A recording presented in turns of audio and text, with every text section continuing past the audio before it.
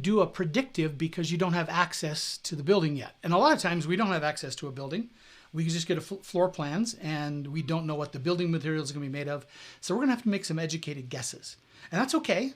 I would rather make the more educated guess that I can. So go to the architect, perhaps go even to the contractor who's going to be building it and find a like building and go and measure those walls. I found contractors especially don't like to change a lot, maybe once every generation. And so if they build a building 3 or 4 years ago, they're going to use the same type of building materials and you can go and actually measure those. And that would make your predictive design more accurate if you knew exactly what they were built from.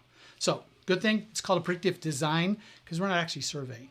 Now, sometimes you could go on site and do an AP on a stick survey and you're validating your design. So you did a design in a predictive modeling tool and then you want to prove or validate it. So you can go put an AP up with the transmit power and the channel at the location you want, and then walk and do a validation survey using a single AP. I recommend using more APs because it's less walking that way. And then you're validating your design. I don't see AP on a stick as a design tool. It's a way to save the risk of putting up an AP and having to move it later.